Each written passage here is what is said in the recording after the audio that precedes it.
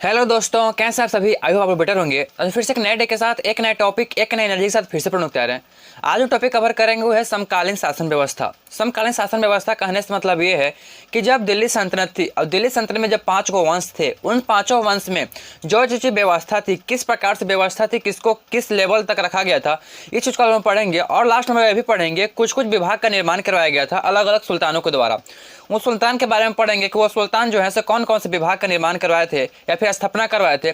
चलते हैं बोर्ड पे, देखते हैं क्या है। सबसे पहले आप लोग का बहुत बहुत स्वागत है आपका अपना चैनल डिफेंस क्लास पे। चलिए, तो समकालीन शासन व्यवस्था का पढ़ रहे हैं। तो ऐसा एक पहला सबसे मेन यहाँ इंपॉर्टेंट जो चीज़ छूटा हुआ है, मैं इसको लिखना भूल गया, जो केंद्रीय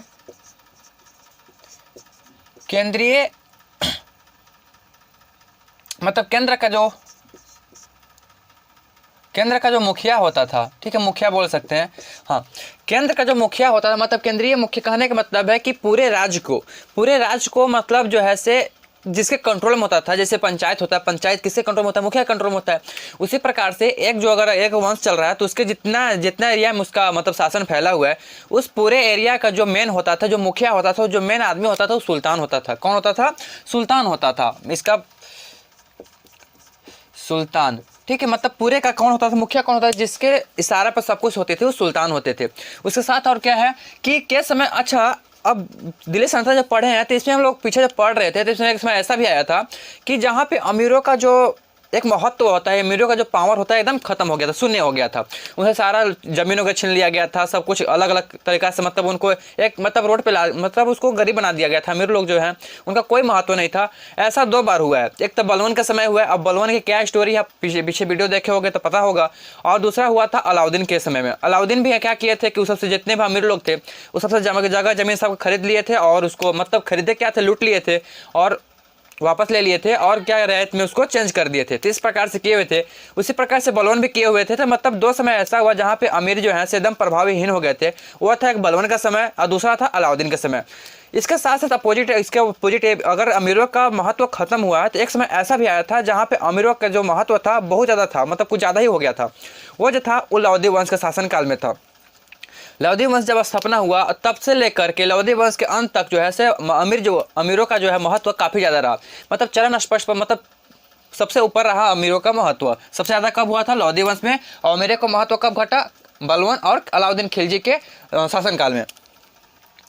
अच्छा, इसके साथ साथ कुछ ऐसे लोग हैं, जैसे अभी देखोगे तो जहाँ पे संसद भवन हम लोग बोलते हैं, जहाँ पे संसद लोग आते हैं, जहाँ पे बहुत लोकसभा होता है, जहाँ पे सारे नेता लोग आते समझ रहे हो। उसी प्रकार से उस समय भी होता था। तो उस समय बोलते क्या था उसको समझेंगे। तो अमीरों के लिए, अच्छा, सल्तनत को, मंत्रिपरिषद को, ठीक है, अच्छा, जितने भी एक सल्तनत है, यानी कि जो अगर मान लो कि लौदी वंश है तो लौदी वंश में मान लो कि इब्राहिम लोदी अगर शासन कर रहे हैं तो उनके तो मंत्री बहुत सारे थे। तो उन मंत्री, जो पूरे मंत्री था, उनको मंत्रिमंडल को अभी हम लोग क्या बोलते हैं? मंत्रिमंडल बोलते हैं। पूरे अगर बहुत सारे मंत्री है तो उसको मंत्रिमंडल बोलते हैं।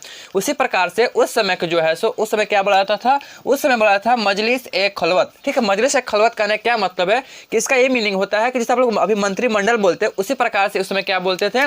उसे बोलते थे मजलिस ए खलवत। बात समझिए। और जहाँ पे ये जो मंत्री लोग बैठा करते थे उस जगह को हम बोलते थे मजलिस ए खास। मंत्रिमंडल को हम क्या बोलते थे? मजलिस ए खलवत। और जहाँ पे बैठा करते थे उसको क्या बोलते थे? मजलिस ए खास।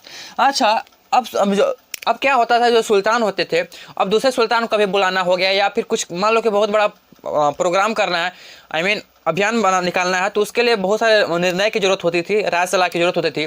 तो उसमें बहुत सारे सुल्तान को बुलाया जाता था, बहुत सारे बड़े बड़े खान को, रईस को, ठीक है, अमीरों को बुलाया जाता था। उन सबको जब बुलाया जाता था, जब उनको बुला करके जहाँ पे बैठाया जाता था, जहाँ पे सब पूरे प्लानिंग होती थी, उस जगह को हम बोलते हैं बार ए खास। बार ए खास करने क्या मतलब है कि एक ऐसा जगह जहाँ पे बहुत सारे सुल्तान, ठीक है, मतलब अलग अलग सुल्तानों आते थे, अमीर लोग आते थे, खान लोग आते थे, बहुत अलग अलग मतलब लोग आते थे और जहाँ पे बैठ कर राय सलाह किया करते थे, उस जगह हम बार ए खास बोलते हैं। और जहाँ पे मंत्री लोग बैठ कर राय करते थे, उसको क्या राय सलाह करते थे, उसको मजलिस ए खलवत मजलिस ए खास बोलते हैं। और पूरे मंत्रिमंडल को हम बोलते हैं मजलिस ए खलवत। ये तो समझ में आ गई होगी। इसके साथ ही साथ क्या हुआ था कि दिल्ली सल्तनत के जो बहुत ऐसे सुल्तान हुए जो कि अलग अलग विभाग का निर्माण किए, कृषि विभाग हो गया, वित्त विभाग हो गया, इस प्रकार से विभाग का निर्माण करवाए हैं। तो उनके बारे में पढ़ेंगे कौन सुल्तान क्या करवाया था। तो जैसे पढ़ते हैं दीवान ए मुस्तखराज। अच्छा, पहला चीज़ ये जान लो कि अब जितने पढ़ रहे हैं इसको हम पीछे पढ़ा चुके हैं, ठीक है। इसमें क्या होता था हम, जैसे आप ही देख लो यहाँ पे दीवान है बंदगान है, इसमें क्या किया जाता था, इस सब कुछ हम पढ़ा चुके हैं कि ये विभाग का निर्माण किस लिए करा गया था, इसको हम पढ़ा चुके हैं, बता चुके हैं। अगर पीछे वाला वीडियो देखोगे तब ये चीज़ आपको समझ में आएगा किस लिए है चीज़, ठीक है। अब समझते हैं, अभी एक बार समझ लेते हैं एग्जाम के लिए कि कौन है, किस विभाग का निर्माण करवाया था। दीवान ए मुस्तखराज जो था वित्त विभाग का निर्माण जो है सो अलाउद्दीन खिलजी करवाए थे, ठीक है। कौन करवाए थे? अलाउद्दीन खिलजी। ध्यान रखिएगा, वित्त विभाग का निर्माण कौन करवाए थे? अलाउद्दीन खिलजी, पहला बात, ठीक है। दीवान ए मुस्तखराज, ओके। दीवान ए कोही जो कृषि विभाग के लिए है वो कौन कहा था? महमूद बिन तुगलक। महमूद बिन तुगलक का पूरा इतिहास है, सॉरी मोहम्मद बिन तुगलक, इनका पूरा इतिहास पढ़ाया हुआ है, मतलब अलाउद्दीन खिलजी का पूरा पढ़ाया हुआ है, मोहम्मद बिन तुगलक का पूरा हिस्ट्री पढ़ाया हुआ है, बलबन का भी है, फिरोज तुगलक, सबका अलग अलग वीडियो करके सारा कुछ डिटेल में पढ़ाया हुआ है।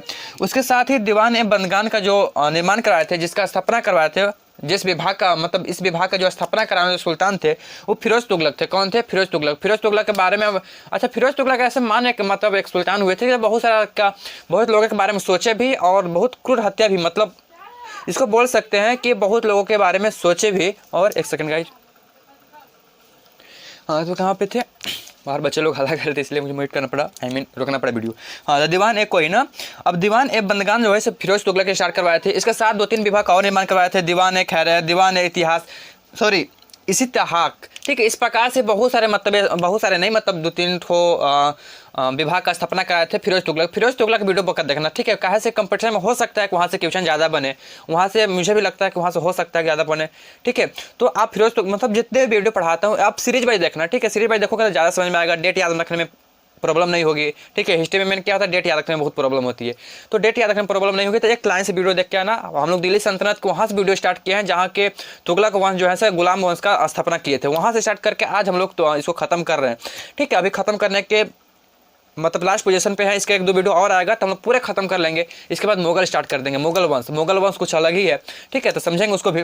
तो आज के लिए बस इतना ही रहेगा। अगला बार जब आएंगे तो उसमें हम लोग ये पढ़ेंगे कि जैसे बहुत सारे ऐसे वर्ड थे, मतलब पीछे जब मैं पढ़ा रहा था तो वहाँ पे बहुत सारे ऐसे वर्ड आ रहे थे जिसका हिंदी मीनिंग समझ, अच्छा वहाँ पे जो लिखा हुआ उसका पता चल रहा है लिखा क्या है, लेकिन उसका मतलब हमको समझ में नहीं आता था। तो उन सभी का मतलब, जैसे आप एक इससे वजह से यहाँ पे देखो दीवान एक कोई, इसका क्या मतलब होता है, ठीक है। इस प्रकार से चीज़ें जो हैं, ठीक है, इसको हम पढ़ेंगे अगला वीडियो में। तो पूरे एक अगला वीडियो जाएगा लगभग 5-6 मिनट का एक वीडियो आएगा, जिसमें कि हम लोग पूरे जितने भी हमको जितना समय में चीज़ें नहीं आया उसको हम लाएंगे एक वीडियो में, उसको सारे में पढ़ लेंगे, ताकि जब हम पढ़ें पीछे वाला चीज़ें तो हमको सारा समझ में आए कि क्या चीज़ वहाँ पे है, किसके बारे में बताया जा रहा है। तो अगला वीडियो किस पे होगा आप समझ गए हो। तो मिलते हैं अगले वीडियो में, तब तक आप लोग पढ़ाई करते रहें। All the very best, thanks for watching this video.